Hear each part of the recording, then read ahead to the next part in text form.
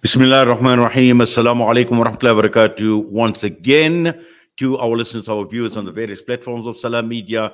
Now, this interview is coming to you live from our studios at Salam Media, and we have the pleasure of the company of Moulana Mohammed Tariq, who is with me in studio this morning. Now, we are talking about social cohesion. Now, social cohesion is absolutely important. It's critical against the background of where we are as a country in the aftermath of 30 years of being in a democracy in this country, yet this country still remains a very unequal country, unequal in every sense of the word. In fact, many have actually mentioned South Africa is the most unequal society in the world. Now, since independence and the end of apartheid, we've seen that there have been a number of interventions, but we've also seen a number of problems that have arisen. We've seen from xenophobia, we've seen the riots that had taken place in KwaZulu-Natal, and all of this at the end of the day requires social cohesion. We need to come together for the benefit of humanity, for the benefit of peaceful coexistence. And this is the reason why we are talking with Moulana Mohammed Tariq this morning. Moulana, assalamu alaikum wa rahmatullahi wa barakatuh. Wa alaikum salam wa rahmatullahi wa barakatuh to you, Brother Inayat, and the listeners of Salam Media. Moulana, you and I have had the pleasure of talking over and over again, and I recall even at the height of the troubles that had taken place in KwaZulu-Natal and all of that, and you've done tremendous work and in getting people together in Phoenix. We're talking about social cohesion and for people just generally to work together. But the key issue here is also some of the issues that I've mentioned, that we are an unequal society. We have got many, many problems, and at the end of the day, it is hampering our efforts to peacefully coexist with each other. Gee, I think exactly, Brother Inayat. Firstly, I want to say I'm really excited today to meet you in person. And being here for the first time in Salam Media, being obviously linked to Salam Media, as you mentioned, during the unrest and even during the Hajj periods and etc. And it gives me great pleasure. And off my schedule that I had here, somehow I was like always attracted to come to Salam Media to say, let me meet you.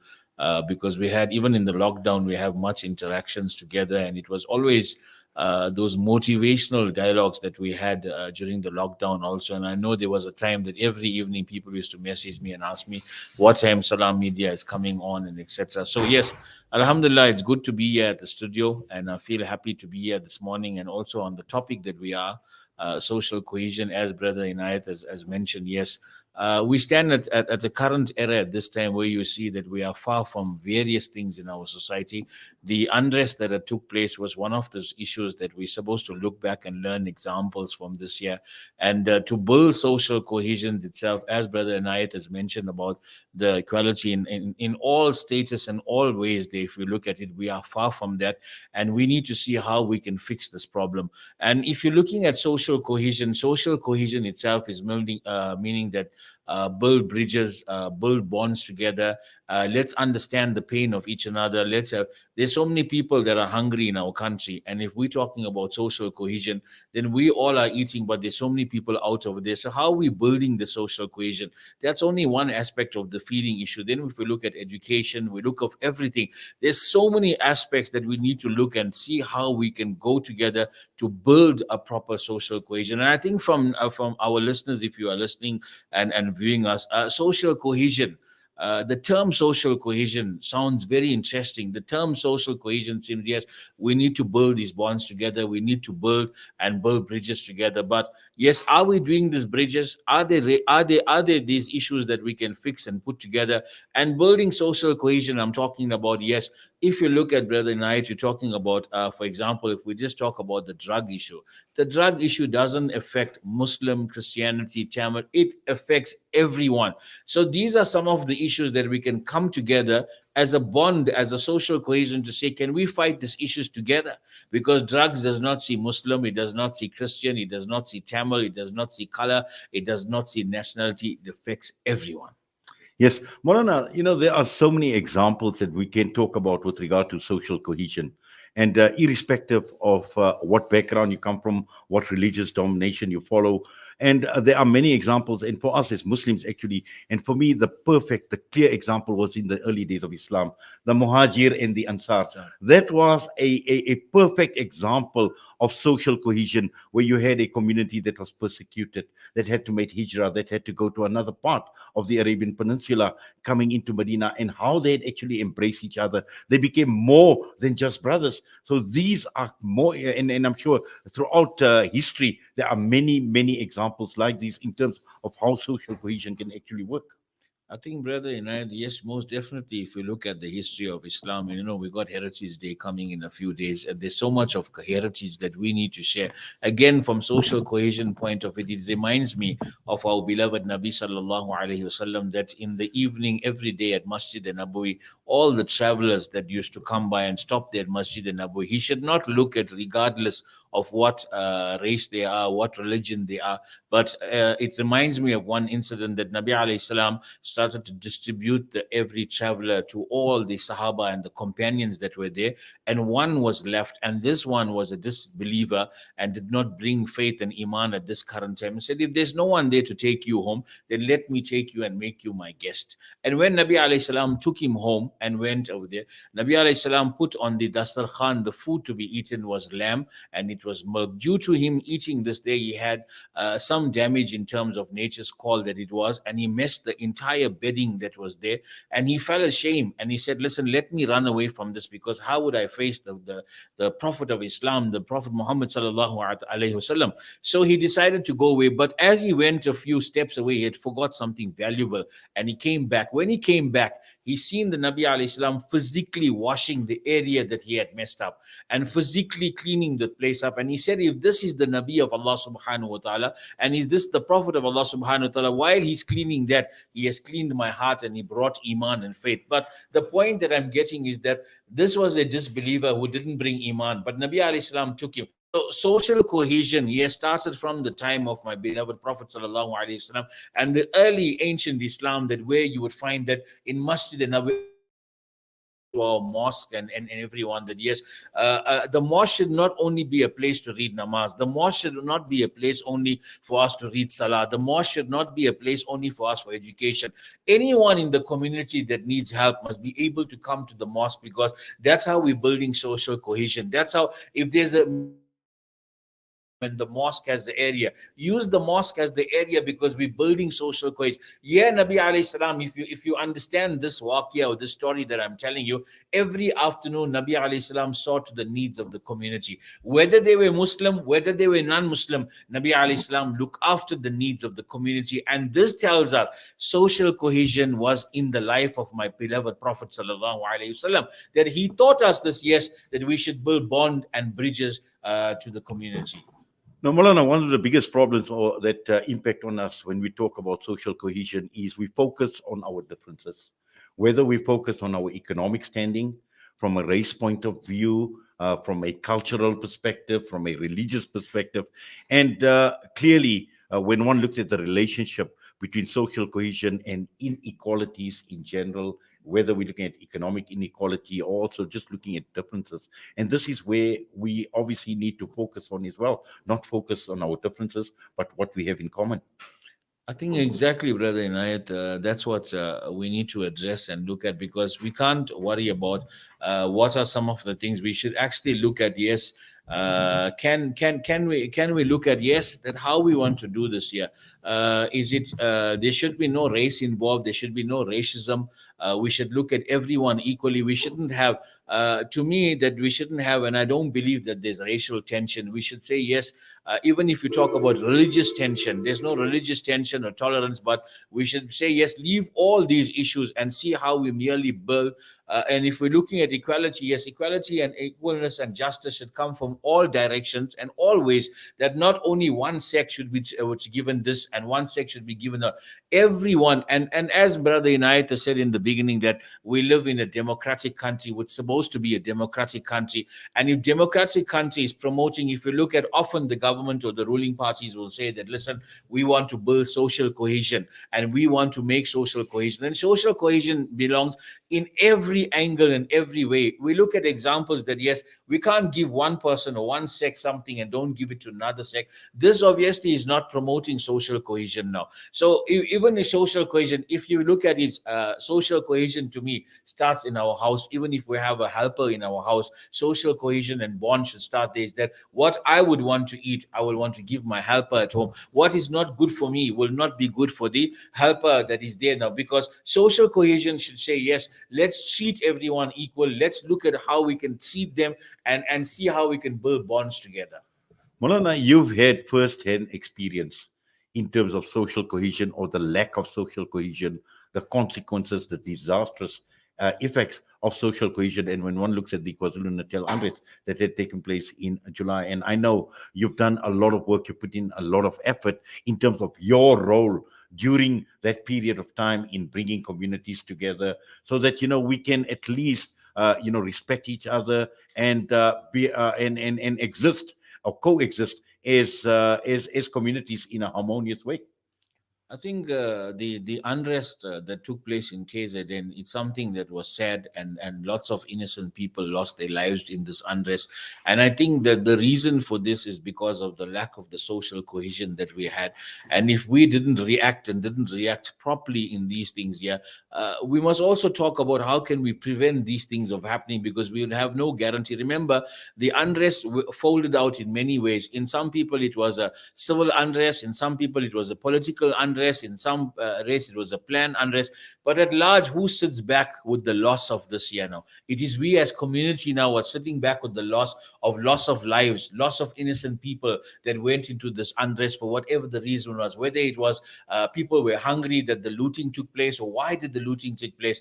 And on the ground that we were at that time, we came up with a theme, and I still say this today, we didn't come up as the theme as the religious leaders of the Phoenix community: peace, love, and forgiveness.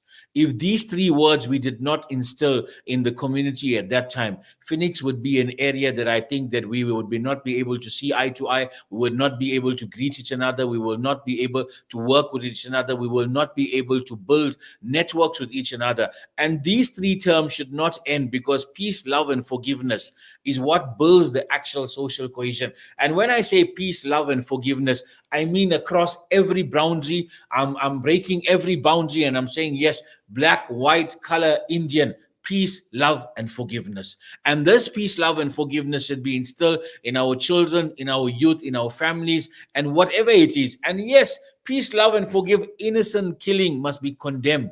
And our standpoint as religious leaders at that time, whomsoever went and killed innocent people during the unrest, the criminal justice system must deal with them, must go to the fullest to investigate these matters, because we can't promote innocent killing that is there. But when the unrest is over and things are now back to normal, you'll find people will still want to provoke the unrest situation.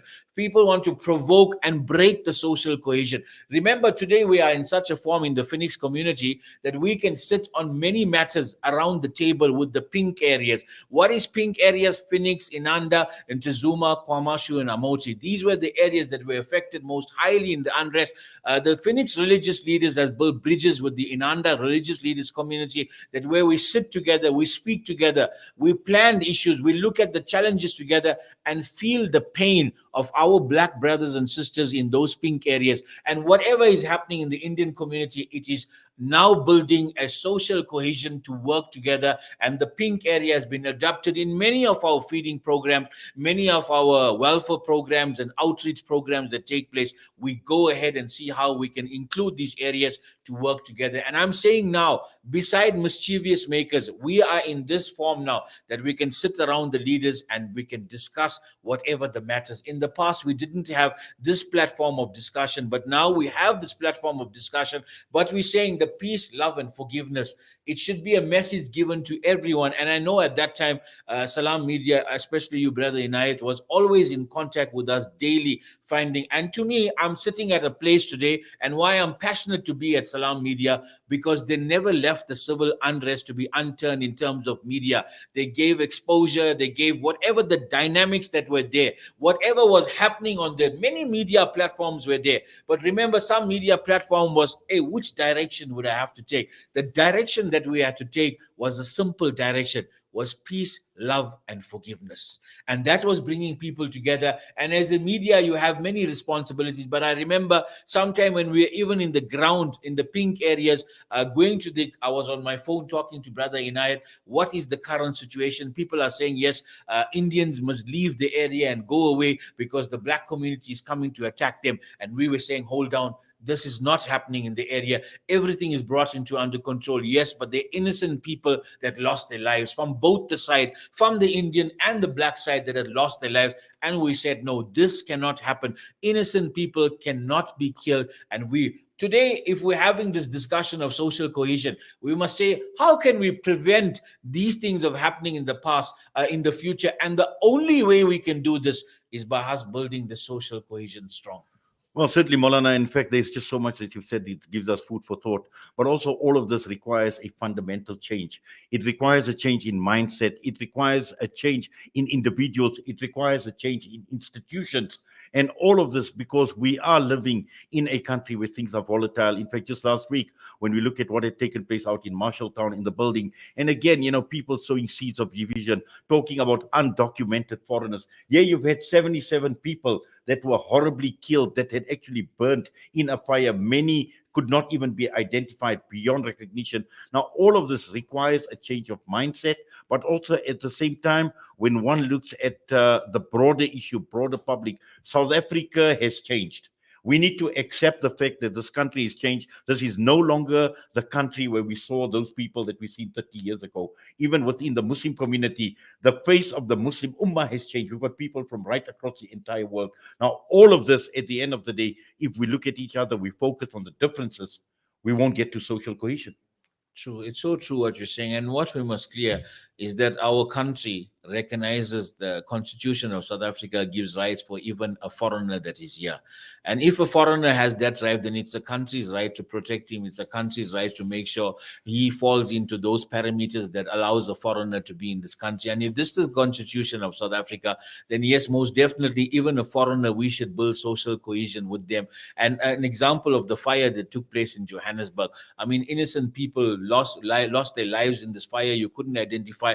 On that issue now, we're not going to say who is who. We all should say, listen, commonly we all should condemn and say it's sympathize. What a disaster took place. And in disaster time, this is where the social cohesion comes into effective the most way. And how. And if we have a proper social cohesion during disaster, we won't duplicate resources. We'll make sure the resources are going to the right place. We'll make sure that social cohesion is built. And remember, social cohesion, we have to include the black community, the Indian community, the white community, and the Zulu community, the Xhosa community, all the communities that you have together. It has to be built. I want to share something to you Islamically. As Brother Inayat also said, this is not there in the Islamic community itself. There was a saint.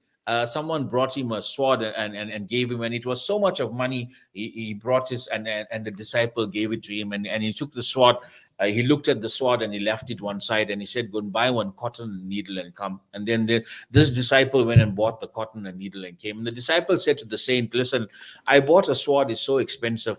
I saved my money, but you're asking me for a cotton and needle. Really, I'm so depressed, because what would a cotton and needle do? So look at what the answer the saint gives. This answer he gives, and he says, the nature of a sword is to cut and divide. But the nature of a cotton and needle is to mend and build bridges. And this is the mission of Islam, to build bridges and build networks. And this is what we have to do. And alhamdulillah, I've seen Salam Media in the past, not only in the civil unrest in KZN and etc., all areas building bridges with people all the time. Even if people are going for Hajj, if there was a flood, if there was disasters, if there was a fire, we want to say, let's build a network. And then if you are part of a network building from a media perspective, is that it creates a big role, because obviously you are promoting social cohesion, and social cohesion needs to be instilled in everyone's heart.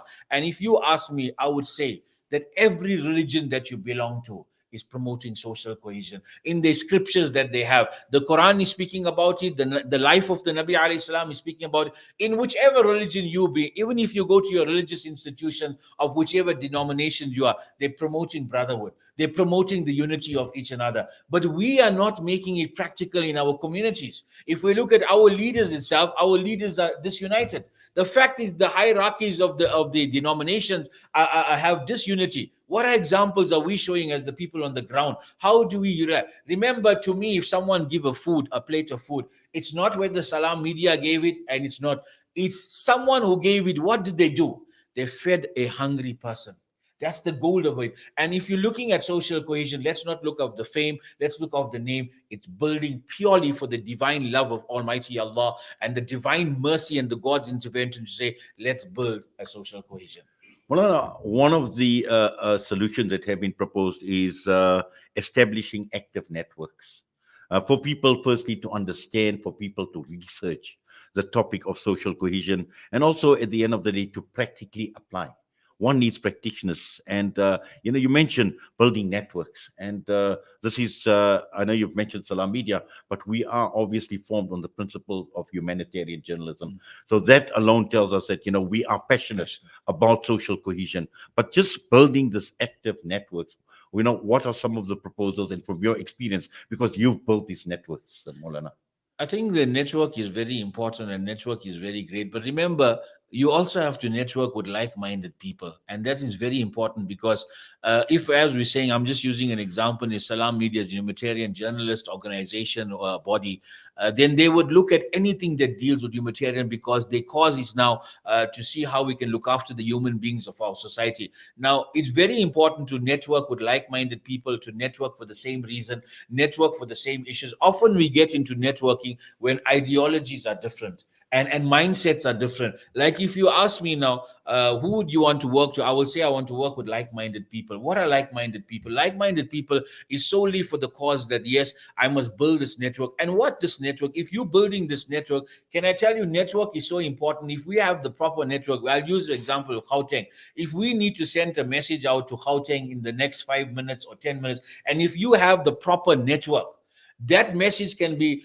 cost effective, it can be speedily effective, it can be time effective, that it can reach the message, because we have a network. And Gauteng is a huge area. I'm just using one example. Likewise, you have your partners in KZN. If you network with the right people in KZN, we can network this whole country between Durban, Johannesburg, and Cape Town. If Salam Media has the right network, for an example, in 10 minutes, I would say a message will go out to the whole country via the platform of Salam Media. I'm using this as an example because we're networking in the right way. And I believe why we should network in the right way, because if there's, example, a disaster, you have the foot soldiers on the ground that are networking with you. You have the people, for example, if there's an issue that you need to know, for example, if you look at hampers, who do we give the right hampers to? We don't know. We don't have the time to go and do this. But you have your sector forums, you have your community in blue, you have your other role players who we should network with them now. And if we network,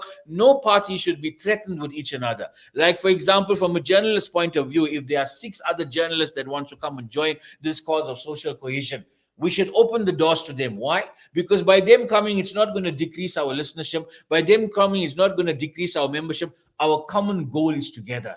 And if we say we built it together, let's build it together. Why? Often you would find, I'm just using examples, don't get me wrong. If there's an invitation given to Salam Media, I think what Salam Media would do would say, let me share this thing to all my media partners. But not often would people want to do this. If they get an invite, they keep it. It's selectively for minds. It's given to me. But if you share it, what are you doing? You are bringing, remember, we can't make a change ourselves. We need other minds. We need other brains, we need other intellectuals, we need other professionals, we need other volunteers, putting everything together. Then we would say, yes, our team did it together. And often we want to be self-individually respected, and social cohesion does not work with that. Yes. Molana, just finally, I know you've had many success stories, and I'd like to actually end off with looking at some of the success stories on your part, where social cohesion actually became a reality and people started living what social cohesion in every sense of the word means. Just last week, I think Wednesday, we attended a funeral, and after the funeral, I had a call that at my mosque, at the offices there at the mosque, I have the leaders from the pink areas that were waiting for me, and we came. They were at our offices. We came, we sat, we had snacks and cool drinks together. We had a meeting together. We spoke about challenges of education. We spoke about challenges about school, and they came freely into our area, sat with us. I often go into those areas freely. We walk in those areas, and we right now we have no tension build up. We have no racial tension. If anyone is doing this, is to hype the community. Everything, even if there's interfaith prayers, heritage programs were celebrated. In fact, the discussion on Wednesday was heritage is coming. Can we not do a program together where the black community dresses up like the Indian and the Indian community dresses up like the black, just to share cultures and ideas together? So we've built strong relationship with these religious leaders and the community itself. And there's no anyone, obviously, you're always going to get mischief makers, but now for one person, you cannot blame everything. Likewise, in that unrest that you took place amongst all the blacks, you can't blame everyone. They were good and responsible citizens. In the Indian community, the few were mischievous and did something. You can't blame the rest.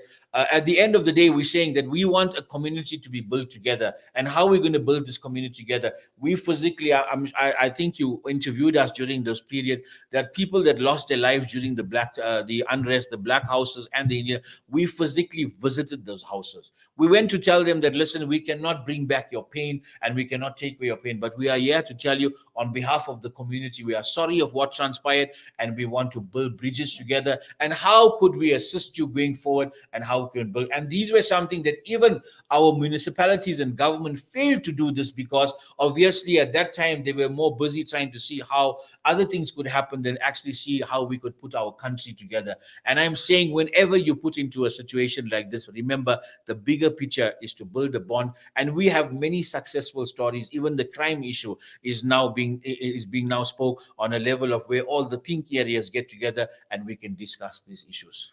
Well, Molana, Jazakallah khairan so much. And I must say, this last few minutes has been most absorbing and fascinating in giving us a deeper insight into what social cohesion really means, because this is something that you live by on a day-to-day basis. And Allah subhanahu wa ta'ala grant you the strength, the ability to continue with this wonderful work, inshallah. Jazakallah. As I said, that I had a lot of scheduled things to do, but I somehow wanted to come to Salam Media. I shared a relationship with our brother Ponti Muhammad from the Hajj era. From there and thereafter, I think Salam Media and especially Brother Inayat and I, we spoke always some boiling issues we have spoken. And we always, I know in Durban, people should say, sometimes it should seem that Brother Inayat and you are fighting on the radio, but it wasn't a fight. It was a dialogue and conversation that we both used to share fruitful contributions to that. So yes, may Allah subhanahu wa ta'ala keep this radio station alive, keep its strength, alhamdulillah, and also foster. I think the fact that I'm here also is networking and also working with you and also building bond, and may this networking and bond be kept alive. Assalamu alaikum wa rahmatullahi wa barakatuh. Wa alaikum salam wa rahmatullahi wa barakatuh. Moulana Mohammed Tariq with us this morning right here on Salam Media, and an absolute pleasure that Moulana has made it to the studios of Salam Media. And there's just so many issues within our society, and I'm sure that we've only scratched the tip of the iceberg.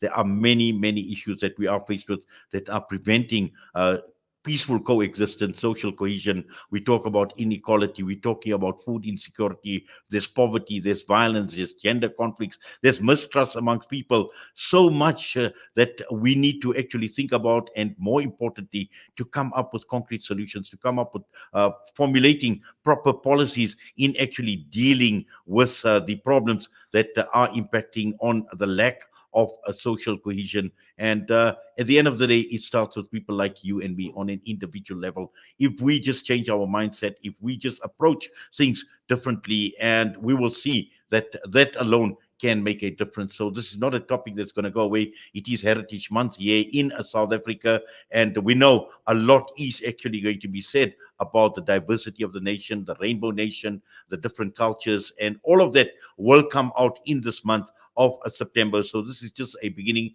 something for us to think about. And with that, I'm going to be leaving you. It's been wonderful being in your company once again, right here from the studios of Salam Media. From myself and the team, Assalamu alaikum wa rahmatullahi wa barakatuh.